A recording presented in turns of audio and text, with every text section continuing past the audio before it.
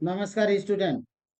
मैं आरपी सिंह मेरे channel RPS physics classes में आपका स्वागत करता हूं। आज के सेशन में हम देखेंगे एप्लीकेशन ऑफ गास लॉ और इसका मोस्ट इम्पॉर्टेंट एप्लीकेशन लेते हैं। और ये है एप्लीकेशन हमारा गास लॉ। पहले दो कॉन्सेप्ट भी ले लेते हैं। यहाँ पे कॉन्सेप्ट में गास लॉ में हमने सब कुछ बताया है, बट इसका रिक्वायरमेंट है, इसलिए हम दो कॉन्सेप्ट लेते हैं। और ये है कि electric field on the surface is either perpendicular और टेंजेंशियल। यहाँ पे कह रहा है कि जो गास लॉ इज अप्लीकेबल कब अप्लीकेबल होता है, जब इलेक्ट्रिक फील्ड हमारी हो कैसी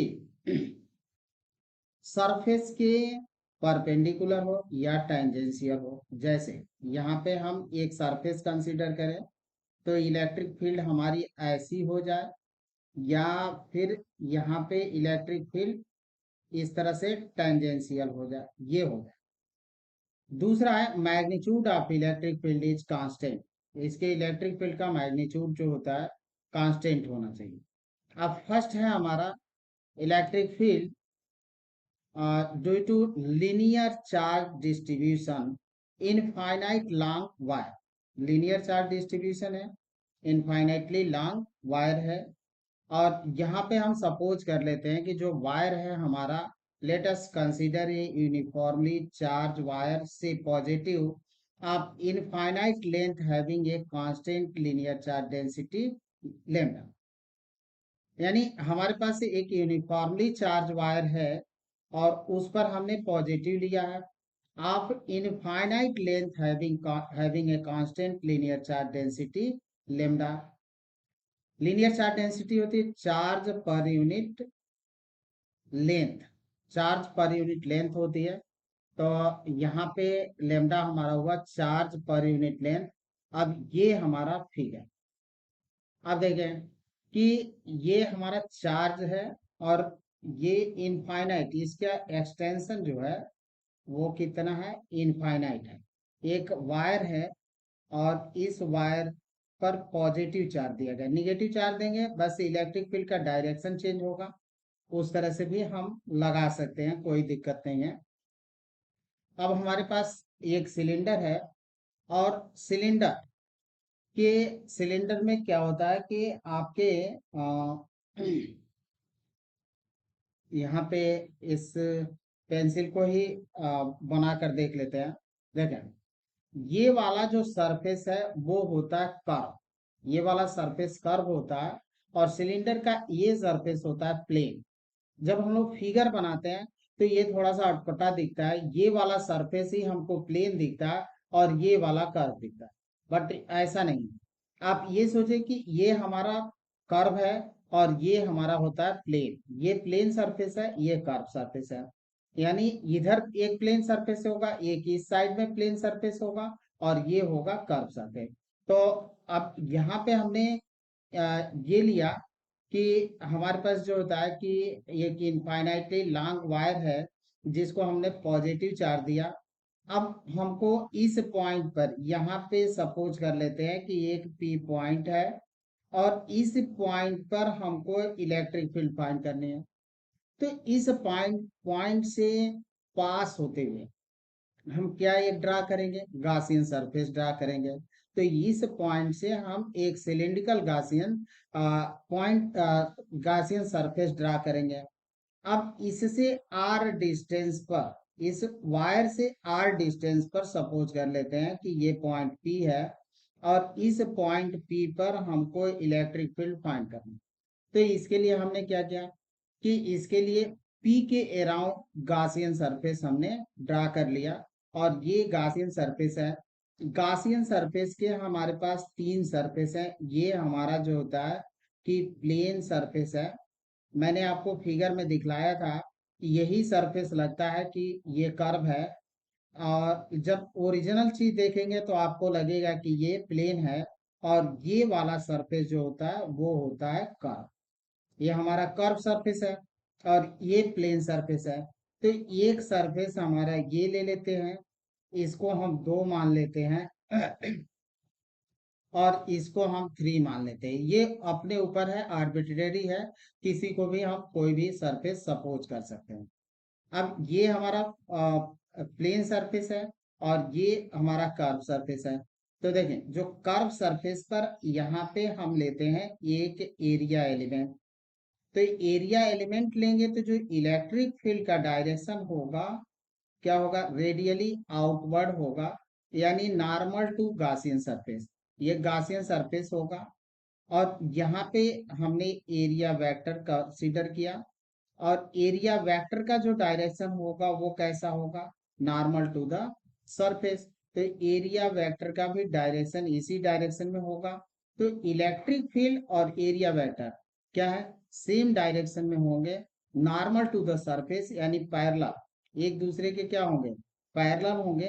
तो एंगल बिटवीन दी, इनके बीच जो एंगल होगा वो कितना होगा, 0 होगा। अब इस सरफेस पर आते हैं, यहाँ पे हम एक एलिमेंट कंसीडर करते हैं। देखें, इस पॉइंट पर एक एलिमेंट लेते हैं, एरिया एलिमेंट। तो एरिया एलिमेंट, एरिया वेक्टर का डायरेक्शन जो होगा इस तरफ, वो कितना होगा, normal to the surface. Electric field charge हमारा यहाँ पे है, तो देखिए चार्ज अगर इस पॉइंट पर है इस तरह से, तो इलेक्ट्रिक फील्ड का डायरेक्शन होता है अवे फ्रॉम द चार्ज। अगर निगेटिव चार्ज है तो इलेक्ट्रिक फील्ड का डायरेक्शन होता है towards the charge, towards the charge होगा। तो यहाँ पे इलेक्ट्रिक फील्ड का डायरेक्शन किस डायरेक्शन में हुआ, इस डायरेक्शन में। तो एंगल जो हुआ वो कितना हुआ, 90 डिग्री का। सिमिलरली हम इस सरफेस के लिए भी एक एलिमेंट, एरिया एलिमेंट लेते हैं।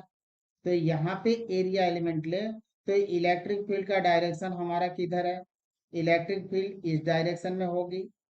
और एरिया वेक्टर का डायरेक्शन किधर होगा, इस तरफ होगा। तो यहाँ पे एरिया वेक्टर हमारा इधर, तो एंगल जो होगा वो कितना होगा, 90 डिग्री का होगा। ये हमारा 90 डिग्री है। तो अब यहाँ पे हम व्यू ले लेते हैं, ये देखें कि ये हमारा गॉसियन सरफेस है, ये गॉसियन सरफेस है, ये गॉसियन सरफेस, गॉसियन सरफेस है हमारा। यहाँ पे जो इलेक्ट्रिक फील्ड का डायरेक्शन है क्या है, normal to the surface, normal to the surface है।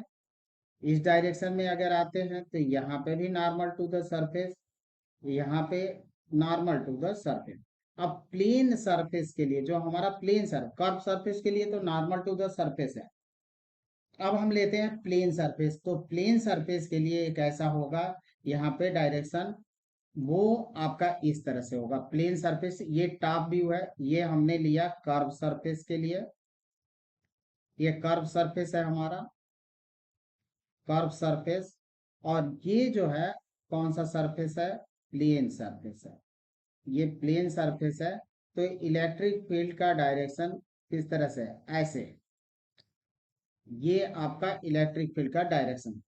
तो हम लोगों ने देख लिया कि जो अगर इसको हम 1 कंसीडर करते हैं तो यहाँ पे इलेक्ट्रिक फील्ड और एरिया वेक्टर में कितने का एंगल होगा, 90 डिग्री प्लेन सरफेस के लिए।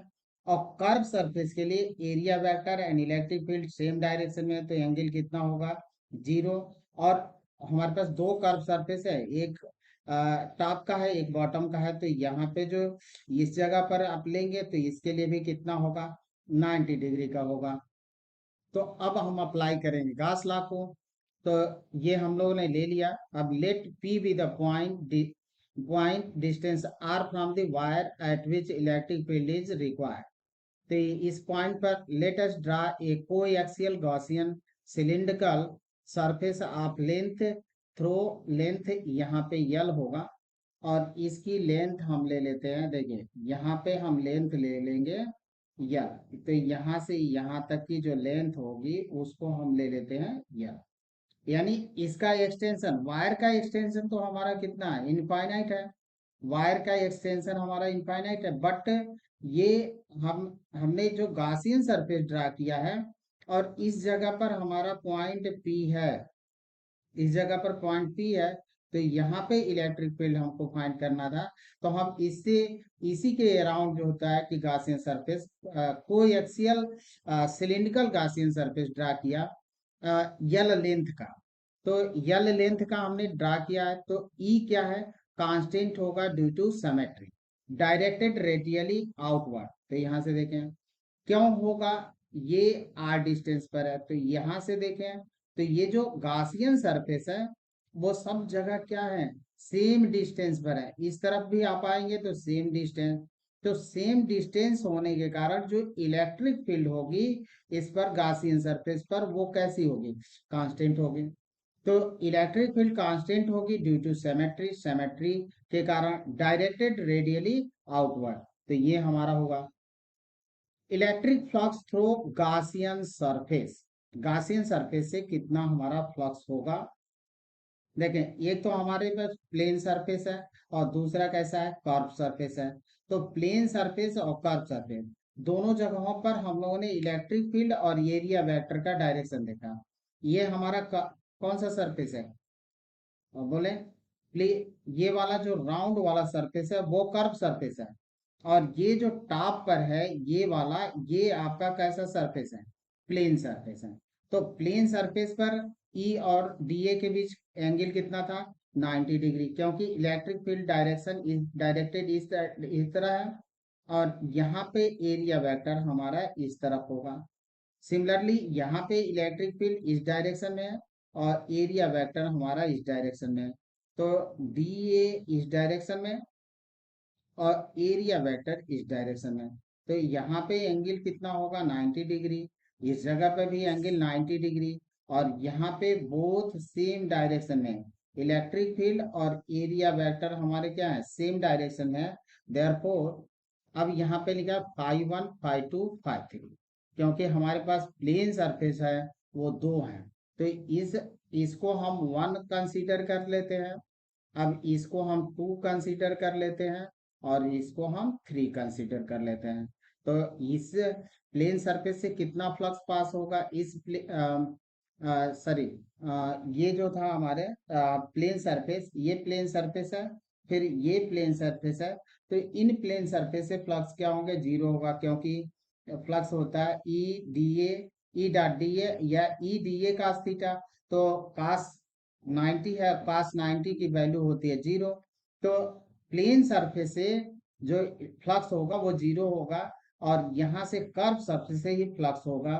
तो इसको हम ऐसे लिख लेते हैं A1 EDA, A2 EDA, A3, मतलब इसकी एरिया यहाँ पे जो हम एरिया ले रहे हैं कर्व सरफेस के लिए A1, यहाँ पे जो हमने एरिया एलिमेंट लिया A1, इसका हम A2 ले लेते हैं, बस ये सिंप्लीफाई करने के लिए बनाया गया, ये ले लेते हैं A3, देन हम A1 A2 A3 ले लिए।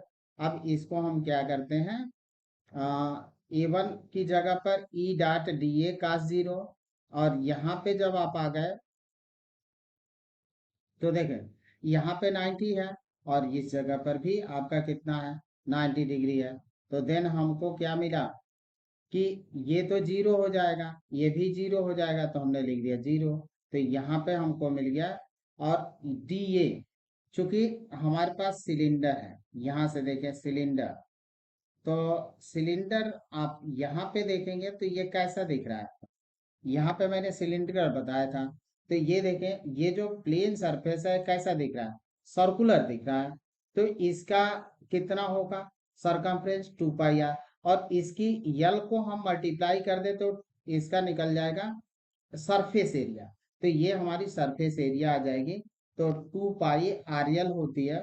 तो 2 पाई आर एल कैसे लेते हैं, क्योंकि ये प्लेन सरफेस जो है सर्कुलर है, तो सर्कुलर है तो इसका तो हो गया सरकमफ्रेंस 2 पाई आर, और यहाँ पे जो हम लोगों ने यल लिया था, तो यल लेंथ का है, तो इसमें यल को मल्टीप्लाई कर देंगे तो हमको ये सरफेस एरिया मिल जाएगी। तो 2 पाई आर एल। अब अप्लाई कर लेते हैं गास थ्योरम को, तो Q इनसाइड में कितना है, charge enclose by the Gaussian surface, ये होगा लेमडा इंटू यल। तो ये क्योंकि लेमडा हम लोग देखे थे कि Q बाई यल होता है, तो Q कितना हो गया, लेमडा इंटू यल, ये हमारा Q हो जाएगा। तो अब लेमडा इंटू यल हो गया। अब गास थ्योरम को अप्लाई करते हैं, देन हम फाइंड करते हैं phi equal to Q inside upon epsilon zero. अब ई 2 पाई r l और lambda l upon epsilon zero, तो यल से यल मर गया। अब इसको हम ऐसे लिख सकते हैं, E equal to 1/2 pi epsilon zero lambda upon r. अब इसको थोड़ा सा सिंप्लीफाई कर दें हम, तो ऐसे भी लिख सकते हैं, 2 को डिवाइड कर दिए, 2 को मल्टीप्लाई कर दिए, तो इतना हो गया। क्योंकि इसकी वैल्यू हम लोगों को फाइंड होती है, तो इस तरह से हम बना लेंगे, न्यूमेरिकल पार्ट करने के लिए इजी हो जाता है। अब ई वेक्टर फॉर्म में रखें तो इस तरह से हम लिख सकते हैं। अब यहाँ पे जो ई है हमारा, वो किसके है, डायरेक्टली प्रोपोर्शनल है 1/r के। तो ई और आर के बीच जो ग्राफ खींचते हैं, तो ये कैसा मिलता है, हाइपरबोलिक ग्राफ होता है, ये हाइपरबोलिक होता है। देखें, जैसे जैसे ई बढ़ेगा, आर बढ़ेगा, डिस्टेंस बढ़ेगा, तो इलेक्ट्रिक फील्ड इंटेंसिटी क्या होगी आपकी, डिक्रीज करेगी। तो हाइपरबोलिक नेचर का होता है ग्राफ आपका। जब यहाँ पे एक एग्जांपल लेते हैं कि सर लीनियर चार्ज डेंसिटी दिया है 10 × 10⁻⁸ कूलाम मीटर, और ये आर की वैल्यू दिया है 2 सेंटीमीटर, तो फाइंड इलेक्ट्रिक फील्ड आपसे पूछ रहा है। तो देखिए, ई इलेक्ट्रिक फील्ड का फॉर्मूला हम लोग का होता है E equal to 1/2 pi epsilon zero lambda upon r. तो ये लेमडा अपॉन आर हो गया आपका। अब इसको हम फिर सिमिलरली 4 बना देते हैं, तो यहाँ 2 को मल्टीप्लाई कर लेंगे, तो 1/2 लेमडा। अब सबकी वैल्यू हम पुट कर देते हैं, तो हमको वैल्यू पुट करेंगे, तो ये वैल्यू मिल जाएगी 9 × 10, 10⁻9 × 10 × 10⁻⁸ अब इसको सिंप्लीफाई करेंगे हम, तो सिंप्लीफाई करें तो ये 2 से 2 कैंसिल आउट हुआ। अब ये 10 पर 9 है, 10 पर 8 है, और ये 10 पर -2 है, तो ऊपर ले जाए तो 11, 11 में से 3 आप माइनस करेंगे, 8 माइनस करेंगे तो 3, और 10 को मल्टीप्लाई करेंगे तो 4, यानी 9 × 10⁴ न्यूटन पर कूलम। ये हमारा था, ये आपका गॉस लॉ का मोस्ट इम्पॉर्टेंट एप्लीकेशन, किसका, इनफाइनाइटली लॉन्ग वायर का है, जो यूनिफॉर्मली चार्ज था। अगर निगेटिव होता है यहाँ पे, अगर हम वायर जो लेते हैं वो अगर निगेटिव होता है, ये निगेटिव है, तो इलेक्ट्रिक फील्ड का डायरेक्शन किधर होता, इधर हो, अंदर की तरफ। अभी हम लोगों ने जब पॉजिटिव लिया है, तो इलेक्ट्रिक फील्ड का डायरेक्शन किधर था, ये हमारा वायर था, इलेक्ट्रिक फील्ड का डायरेक्शन आउटवर्ड है, और इस कंडीशन में इलेक्ट्रिक फील्ड का डायरेक्शन होता इनवर्ड। अब देखते हैं electric field intensity due to uniformly charged cylinder of infinite length। Linear charge distribution, या जो linear charge infinitely long wire था, सिमिलर क्वेश्चन लगेगा ये भी। इसी में हम लोग देख लेते हैं इसको भी, electric field intensity due to uniformly charge cylinder of infinite length. पहले देखेंगे इनसाइड। अब रेडियस हम मान लेते हैं कि जो हम सिलेंडर का ले रहे हैं उसका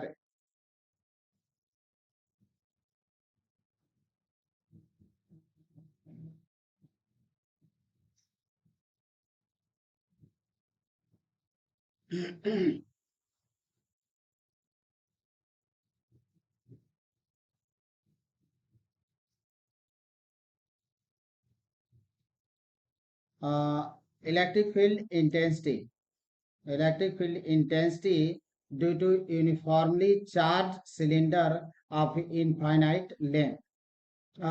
सेम हमारा क्वेश्चन उसी तरह से, ये एप्लीकेशन जब अप्लाई करेंगे गॉस लॉ का, तो सेम होगा। इनफाइनाइटली लॉन्ग वायर का कंडीशन लगेगा, इसलिए हम इसको भी इसी के साथ कर लेते हैं।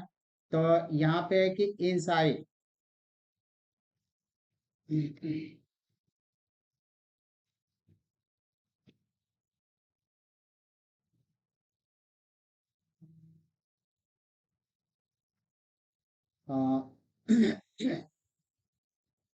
अब सिलेंडर का देख लेते हैं कंडीशन।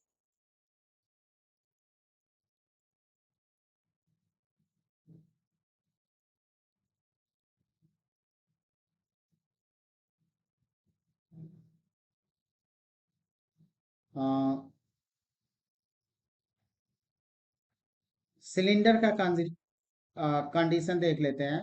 इनफाइनेटली लॉन्ग वायर के लिए की तरह से ही होगा ये भी। तो electric field intensity due to uniformly charge cylinder of infinite length. तो इनफाइनाइट लेंथ है। इन साइड में हम देखते हैं, तो पहले हम यहाँ पे सिलेंडर ले लेते हैं, और ये हमारे पास सिलेंडर है, और ये पॉजिटिवली चार्ज है, यूनिफॉर्मली पॉजिटिव चार्ज है। और इसमें इसका रेडियस मान लेते हैं कि जो सिलेंडर है उसका रेडियस जो होता है कि कैपिटल आर है। और हम ये ले रहे हैं कि जब इसके अंदर कोई पॉइंट पी है, इस पॉइंट पर पी पर हमको इलेक्ट्रिक फील्ड फाइंड करनी है। तो इलेक्ट्रिक फील्ड फिर हम यहाँ पे क्या करेंगे, इस पी से होता हुआ एक कोई एक्सियल गासियन सिलेंडर ड्रा कर लेंगे, कोई एक्सियल, और इसका रेडियस जो होगा वो सपोज कर लेते हैं आर। अब फिर वही चीज, ये हमारा कौन सा एंड है, प्लेन एंड है। तो प्लेन एंड से जो इलेक्ट्रिक फ्लक्स पास करेगी वो कितनी होगी, फाई 0। और ये भी हमारा प्लेन एंड है, ये प्लेन एंड है। तो यहाँ से भी जो इलेक्ट्रिक फ्लक्स होगी वो 0 होगी। यहाँ से कर्व सरफेस से देखना हमको। तो यहाँ पे due to symmetry electric field जो होगी वो क्या होगी, रेडियली होगी, और नॉर्मल होगी टू द गासियन सरफेस। और एरिया वेक्टर का डायरेक्शन भी सेम होगा। तो यहाँ से कर्व सरफेस से हमको मिलेगा तो फ्लक्स थ्रू गासियन सरफेस। तो गासियन सरफेस से जो हमारा फ्लक्स होगा phi E equal to E into 2 pi r l. 2 pi r l, क्योंकि गासियन सरफेस की जो लेंथ हम लोगों ने लिया है, यल लिया है, तो ई इंटू 2 पाई आर एल। अब लगा लेते हैं हम लोग गॉस लॉ। तो क्यू इनसाइड में इसके अंदर देखें कि कोई चार्ज नहीं है, क्योंकि चार्ज तो हमारे सरफेस पर है, इनसाइड में तो है ही नहीं है चार्ज। तो चार्ज हमारा सरफेस पर है, इनसाइड में कोई चार्ज नहीं है। तो क्यू इनसाइड 0 है। तो इसको हम ऐसे ले सकते हैं, तो phi E equal to q inside upon epsilon 0। अब फाई ई की वैल्यू हम ले लेते हैं ई into 2 pi r L, 0 upon इतना। तो इलेक्ट्रिक फील्ड जो होगी इनसाइड में कितनी होगी, 0 होगी। अब इसी का हमारा एक आउटसाइड में देख लेते हैं। तो आउटसाइड लेते हैं आर, जब हमारा बड़ा हो जाए तो फिर हम पॉइंट ले लेते हैं। और इस पॉइंट पर पी है यहाँ पे, और आर डिस्टेंस जो हमारा एक्सिस है उससे आर डिस्टेंस पर है। और यहाँ पे हमको क्या फाइंड करना है, इलेक्ट्रिक फील्ड फाइंड करनी है। तो जो कर्व सरफेस है उससे तो फ्लक्स हमारा 0 होगा, क्योंकि ये प्लेन सरफेस है, और प्लेन सरफेस से फ्लक्स होता है 0। यहाँ से हमको फ्लक्स मिलेगा। तो यहाँ पे इलेक्ट्रिक फील्ड का डायरेक्शन जो होगा रेडियली आउटवर्ड होगा। तो एरिया वेक्टर भी आपका होगा गासियन सरफेस के नॉर्मल होगा। देन यहाँ से इलेक्ट्रिक फील्ड तो गासियन सरफेस से हम निकाल लेते हैं कि flux through Gaussian surface, flux हमारा गासियन सरफेस से कितना मिलेगा, ई इंटू 2 पाई आर एल। ये कॉन्सेप्ट हम लोगों ने पहले देख लिया। अब यहाँ पे क्यू इनसाइड में कितना होगा, लेमडा एल, क्योंकि लेमडा होता है चार्ज पर यूनिट लेंथ। तो ये हमारा लेंथ हो गया, क्यू इक्वल टू मिल जाएगा हमको लेमडा एल। तो लेमडा एल होगा। तो यहाँ से हम ले लेंगे q equal to q inside upon epsilon 0। अब ये इन है। अब इनसाइड में नहीं, सॉरी, ये हमने अप्लाई कर लिया यहाँ पे, कौन सा, गास लॉ अप्लाई कर लिया। तो अप्लाई कर लेते हैं गास लॉ। तो Gauss law phi E equal to q inside upon epsilon 0। अब वैल्यू पुट करते हैं, इतना हुआ, और क्यू इनसाइड में हमको कितना मिल चुका है, ये मिला है इतना। तो अब इसको जब हम सॉल्व करेंगे तो इलेक्ट्रिक फील्ड हमको मिल जाएगी इतनी, similar to infinitely long wire की तरह से ही हमको मिलेगा। Thank you student. अगर वीडियो अच्छा लगा हो तो लाइक करें, कमेंट करें, शेयर करें। आपका एक वीडियो या आपका एक लाइक मुझे मोटिवेट करता है इसी तरह के वीडियो बनाने के लिए। तो थैंक यू।